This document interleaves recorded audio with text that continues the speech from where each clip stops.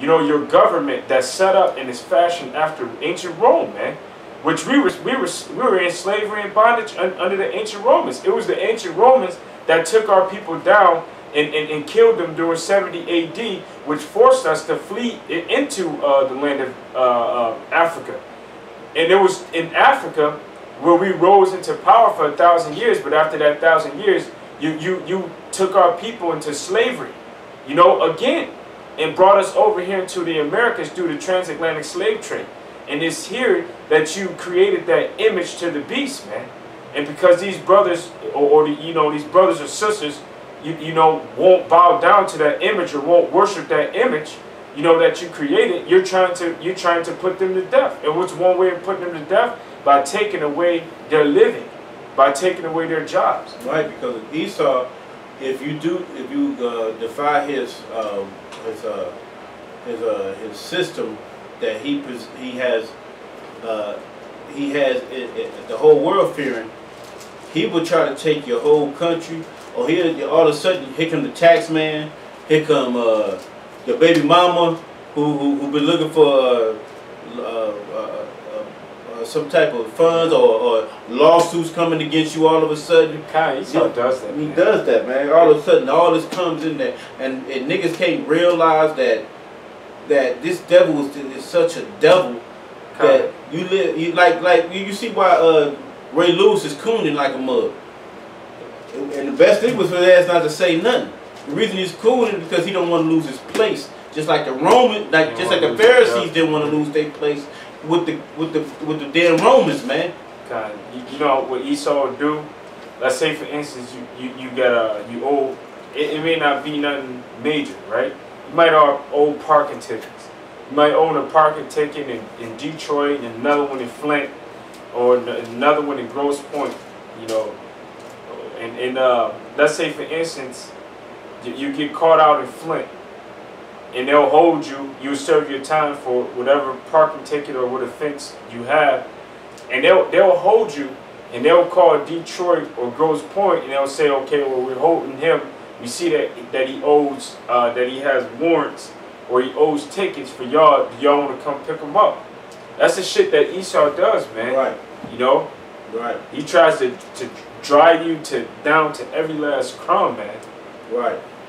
Right. Go ahead, brother. This is Esther chapter 2, chapter 3, verse 2. And all the king's servants that were in the king's gate bowed and reverenced Haman, for the king had commanded concerning him, but Mordecai bowed not, nor did him reverence. Mordecai was like his little bitch. Go ahead, bro. So they was taking a knee back then. They was taking a knee back then. Esau wants you to take see, we don't pledge allegiance to the flag. We pledge allegiance to Yahawah Shemel. Yeah, it's an idol. Yeah, it's an idol, right? It's an idol across the whole world because people fear that flag. And we don't fear that goddamn devil. It represents their victory over us. You know, and it represents the destruction of the nation of Israel. Just like they think they stake on the North American Indians. You know what I mean? Yeah. When Esau wins a battle, what did he do? You know, he drops that flag down into the ground, which represents that he conquered it. You know, so it represents the so-called white man's strength and their power. You know, and that's the reason why they fly their flag, because it represents their strength. Let's see. Let me get this one. Okay, go ahead. This is Psalms 1:1. It says, "Blessed is the man that walketh not in the counsel of the ungodly, nor standeth in the way of the sinners, nor sitteth in the seat of the scornful.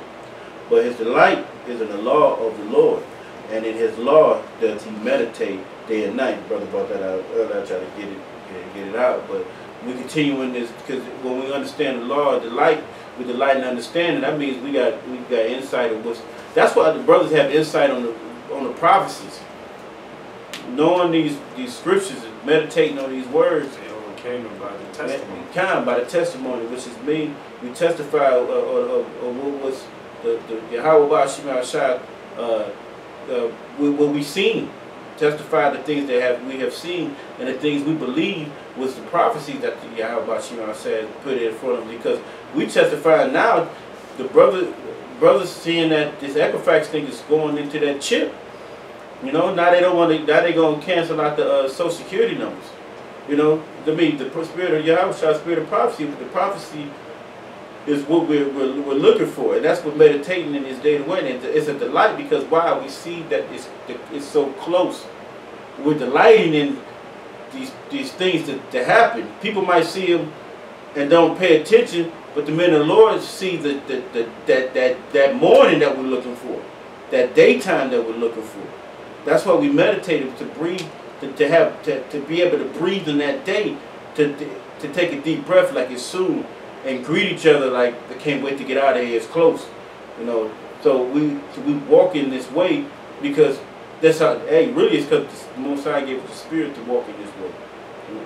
Go ahead, bro. God, this is Daniel 6:4, and this is the same vibration that's upon America, which, you know, I don't believe in irony.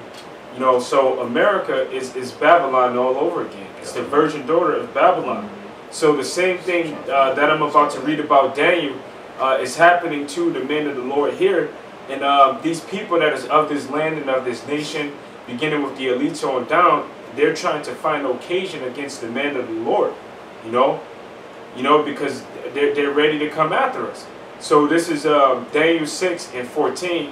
And before I read this, as Daniel held fast and stayed firm in his belief and his trust in Yahawah, you must also do the same. You know, because of this event, Daniel was cast into a lion's den, but he maintained his integrity and his trust in the Lord, which led into his salvation and his deliverance. So this is Daniel 6:4. It says, "Then the presidents and the princes sought to find occasion against Daniel concerning the kingdom. But they could find none occasion nor fault, for as much as he was faithful, neither was there any error or fault found in him. Then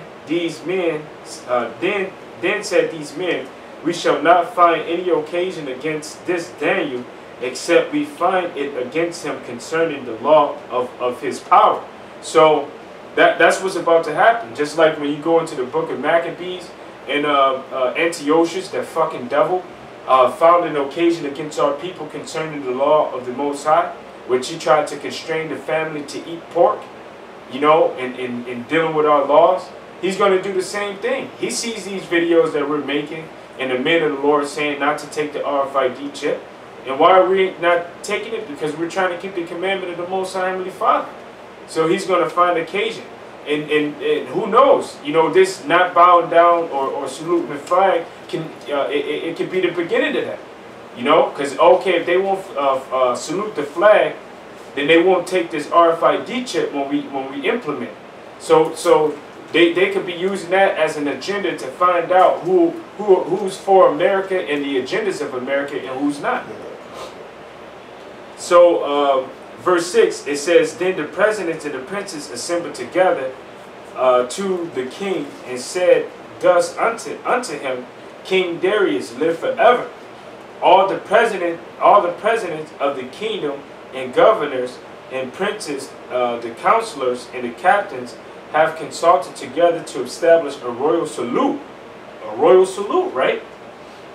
It says, and to make a firm decree that whosoever shall ask a petition of any power or man for 30 days, save of thee, O king, he shall be cast into the den of lions. And when you go into the book of Bel and the Dragon, let me see, I'm just trying to make sure. Yeah, they were mad at Daniel, because when you tie those in together, they were mad at him because, you know, he wouldn't bow to Bel, and that he actually destroyed the image of Bel, you know, in the dragon, you know, those deities, you know, and that and instead of worshiping them, he would worship the Most High, you know. This is Job chapter 24, verse 14. The murderer rising with the light killeth the poor and needy, and in the night is as a thief. The eye also of the adulterer waiteth for the twilight, saying, no eye shall see me, and disguiseth his face. In the dark they dig through houses which they had marked for themselves in the daytime. They know not the light, for the morning is to them even as the shadow of death. If one know them, they are in the terrors of the shadow of death. He is swift as the waters, their portion is cursed in the earth. He beholdeth not the way of the vineyard. Drought and heat consume the snow waters, and so doth the grave those which have sinned. The womb shall forget him. The worm shall feed sweetly on him. He shall be no more remembered, and wickedness shall be broken as a tree. That's beautiful. End on right there. Right? Because scriptures is conveying that Esau is not going to have he's not going to even have a womb to come out of anymore. It's You're going to be like, what's the Edomite? What is the Edomite?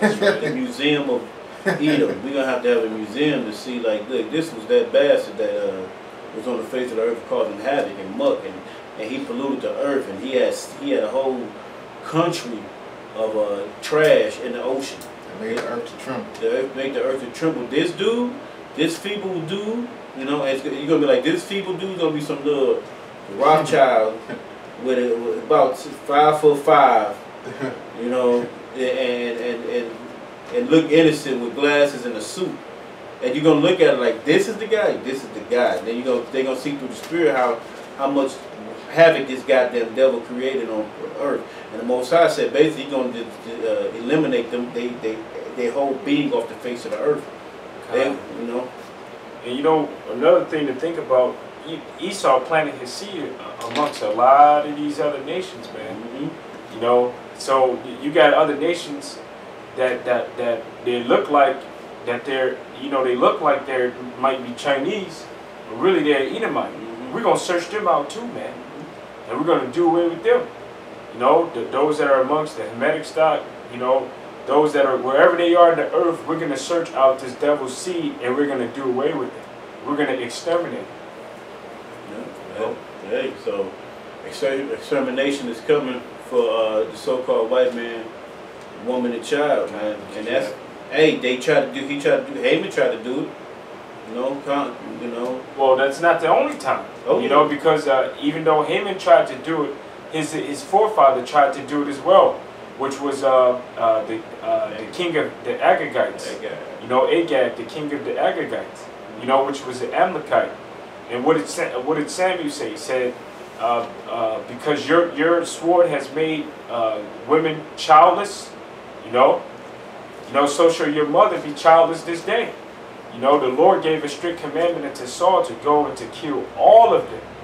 You know, which he failed to do. You know, which it was the will of the Most High, anyways, man. You know, so now these devils are ruling over. They're calling themselves the Jews. They're living in our land. You know, they're calling themselves the elect and the chosen. You know, all of the foul atrocities that they did into our people, and all of the sins that they committed in the world, they have to pay for it. And the payment is the fact that all of their nation is going to be wiped out. That's the only way that they can make restitution. Right. And with that, we want to give all praise to Yahawah, Bahasham, Yahawah. About honor to the apostle and elders, the great millstone. Peace, salutation to you brothers out here, sincerely doing this work and in truth. Hey, we almost out of here. Kwam Bakiyar. Kwam Bakiyam. Shalom.